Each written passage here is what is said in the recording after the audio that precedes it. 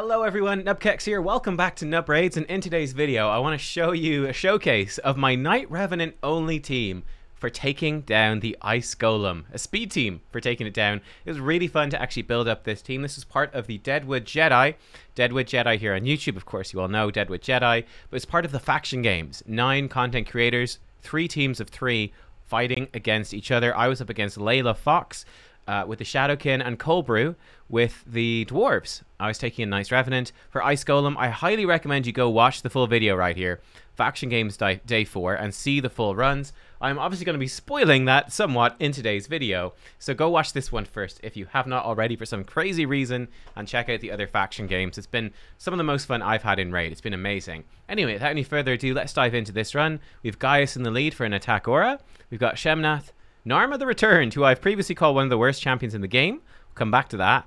Doom Priest and Renegade. Here we go. So we dive into the run. Renegade opens with A1. We get increased attack from Doom Priest, then Shemnath nukes. I think if I had slightly better gear or Faction Guardians or an empowered Shemnath could one-shot the wave and it would be amazing. Wave 2, same sort of thing. Gaia finishes off the wave. We click the boss then. And here we go. So risky business, but that's how we like to do it. Shemnath places decreased defense on her A1. NARMA in Stone Skin lays out some poisons. Then we should get the increased attack from Doom Priest. She's in reflex to make sure that happens. We do. Shemnath then with the A2 actually transfers her debuffs onto the boss and extends the boss's debuff. So actually extends the decreased defense, extends the poisons. NARMA then starts firing in her A1, stuff like that. Which have a random chance to increase these as well. Hopefully she gets back to the poison. She did. One was resisted, which was unfortunate. She's dropping down low, but she's still going. Heals herself up with her A2. And now we need her either to get a couple of good hits in or for the boss to take a turn. Boss takes a turn, 57 seconds. It goes down. So there we are. That is the team. And you can see the overall damage breakdown. Shemnath with the AoE taking, basically taking most of the credit. And yeah, pretty fun. Let's show you the champions. We'll start with Shemnath, the new champion for the Sacred Order. Really good champion, actually. I was on the fence as to whether or not Shemnath was any good, and I can't find her. There she is. I've been really blown away by her. So with my build, 6.8k attack, 264% crit damage. I think, again, with Faction Guardians, to increase this, or empowerment, or just better gear, she's in, for example, a couple of rare pieces, you know? I think with better stuff, she could absolutely just one-shot the wave with increased attack by herself. She hits really hard. Humbled and Broken was that. Double hitter, does do a buff strip. Second hit ignores 20% of the target's defense if they have no active buffs. This move absolutely smacks. I think it's the 5th hardest hitting AoE in the game. It's very impressive.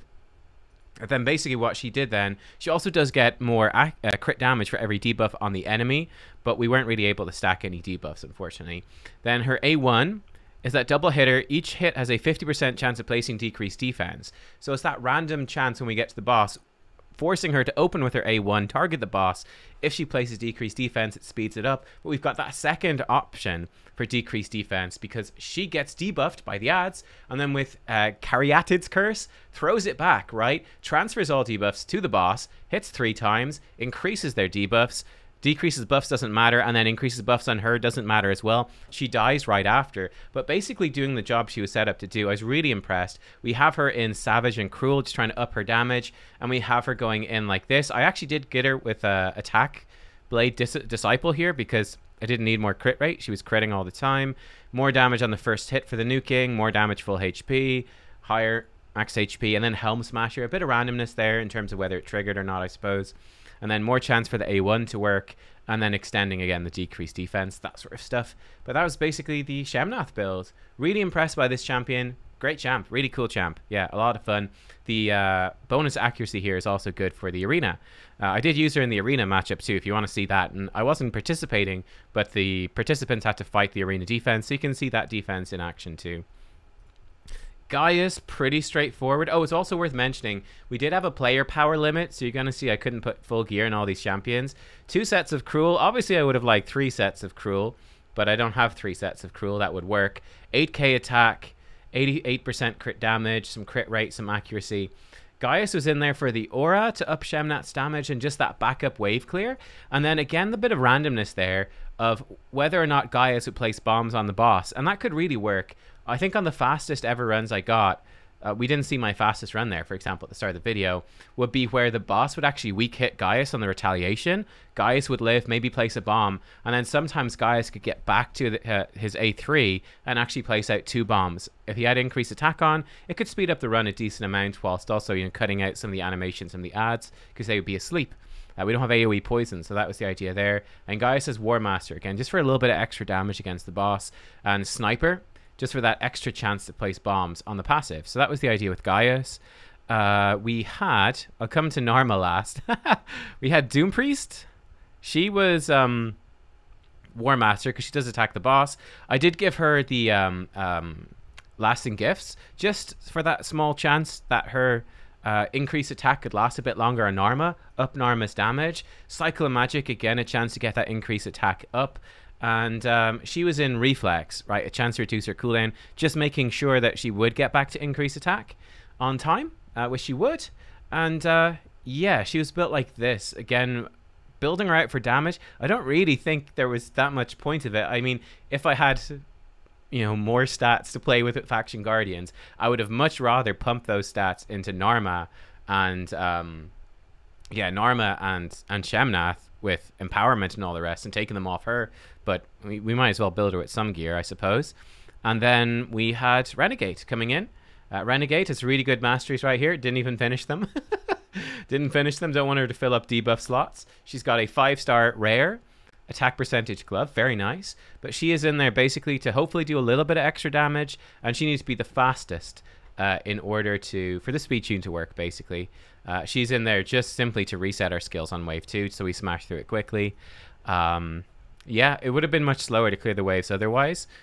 So yeah, I thought this was the best way to do it. Then the star of the show this time around, believe it or not, a champion I've called one of the 5 worst champions in the game. It's Norma the Returned. Actually came in clutch here. So I do have to take it back at this point, guys. She's not the worst champion in the game. You know, if you are in a Knights Revenant only team for stage 20 of the Ice Golem, you're going to manual every run to target the boss, and you need to clear it with speed at about a 90% success rate. If those are your goals, then Norma is pretty much the champ for you. She's actually exceptional right there. S tier, one might say, just extremely good. I do think that Dark Kale does what she does massively better. And Tomb Lord is probably also better in the same faction. He is Knights Revenant. I did not use him because he does the turn meter deplete. I felt it was just slowing us down, kind of, and then the decreased speed. He might have worked, but it was going to be risky too. He's only Spirit Affinity, so he would get crit by the retaliation hits from Ice Golem, which is kind of scary. So yeah, I don't know. Maybe he would have worked better, but I got Norma working, and I was like, this works great. Let's go with it. Norma, she comes in, her A3, single target attack, 4-turn cooldown. That will, when booked up, it will place 3 poisons and poison sensitivity for 3 turns. So that's quite nice. They're long debuffs. I think to really improve her, one big downside, she needs so many books. I really wish this was a 3-turn cooldown. So she go A3, A2, A1, and then back in. The way it is right now is that if you prioritize her A3, it actually means that her A2 and A3 come off cooldown at the same time. So this being a 3-turn cooldown doesn't matter. There's several champions in the game have a similar problem. Many champions, I mean, Lady Kimmy is somewhat similar, you know, where you kind of want to use both of their abilities, and like Hydra or something, but they kind of clash. Or Shamrock is similar too. But I think with her it'd be a nice buff because she's not really been in the spotlight that much.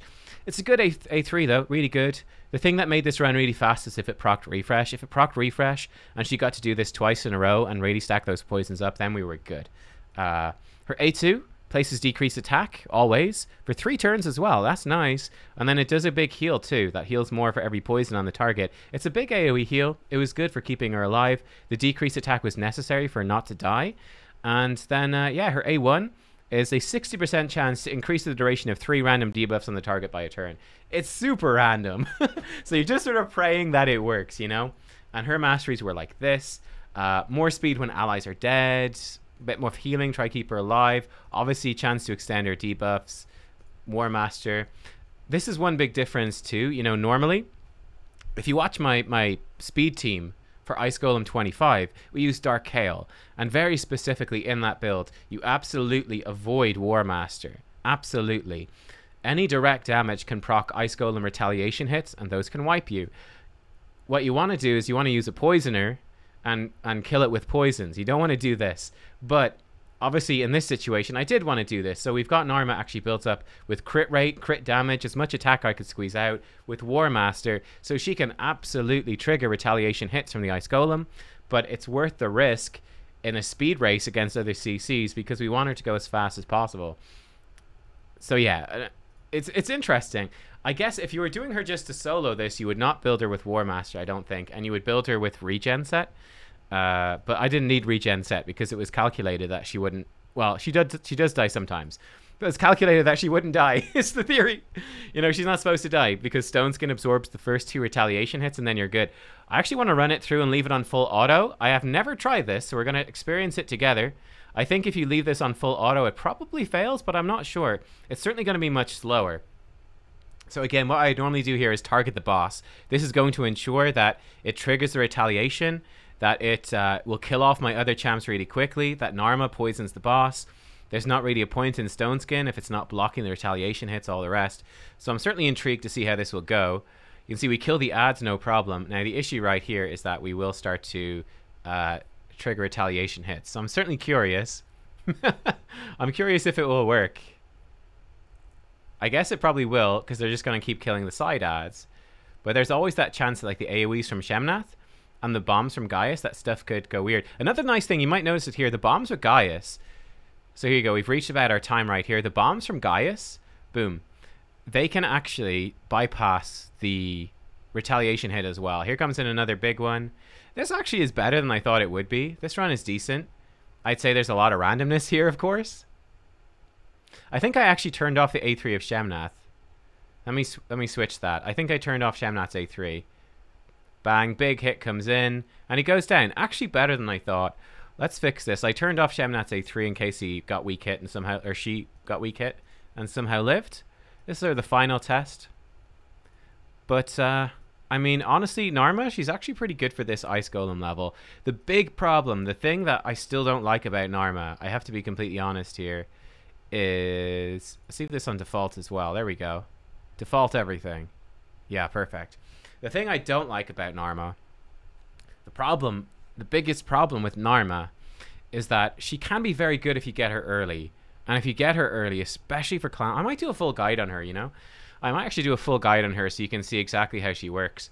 She's going to be great for getting through a lot of the clan boss stages, but once you're a bit further into the game, I think Dark Kale, unfortunately, does what she does just much better. Dark Kale just does what she does much better. And for Ice Golem 25, it's blue affinity, so Narma can get killed because the boss can retaliation hit her. It's unlucky those bombs are being resisted, huh? That's a big bummer. It's a really big bummer. Whereas Dark Kale, with his passive, stops the boss from critting, which makes Dark Kale much safer. Yeah, here we go. We got retaliation hit 1.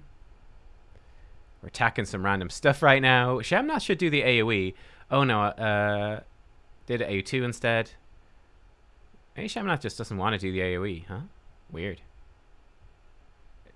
I did enable it, didn't I? That's kind of funny. Do you have to force Shemnath to do the AoE? Things I learned. So you can see, actually, this is working way better on full auto than I thought it would, to be honest. It's actually pretty effective. So there you go. If you want to... Who knew? If you want a good speed team for Ice Golem, this totally does it in 118. Totally does it 118. Again, I say the key things is Doom Priest can really be in any sort of gear. A reset for the wave, Renegade or Kymar. Narma farms it, and then a couple of nukers. So you're really flexible. You're actually super flexible in terms of what to bring in. I thought that was quite nice. Again, it's stage 20. But not too bad. Not too bad, huh? But there you go. The speed team, again, was able to do it in, I think, 51 seconds was with this team. That was my fastest ever for stage 20. So they did it, which was cool. And I thought it was really fun, actually, doing this, getting to show off Shemnath in particular. Narma getting her chance to shine was really nice as well. Let me know if you want a full Narma spotlight. But, yeah, that was the run. Pretty nifty. Pretty nifty, huh? There you go. Guys, thank you for watching. I hope that you enjoyed. Make sure to check out the rest of those faction games over on DeadwoodJedi's channel. I'm going to be doing Hydra live on his stream on Thursday. Pretty sure it's Thursday. So I'll see you then for that. where we got to do Hydro at Knights Revenant only. It's going to be fun. I'm going to go build that team right now. We're going to start testing it out a little bit. Got to wait for tomorrow for the rotation to change for it to really work. But we'll see. Guys, thank you for watching. Wish me luck for Hydra. I will see you all next time. Bye-bye.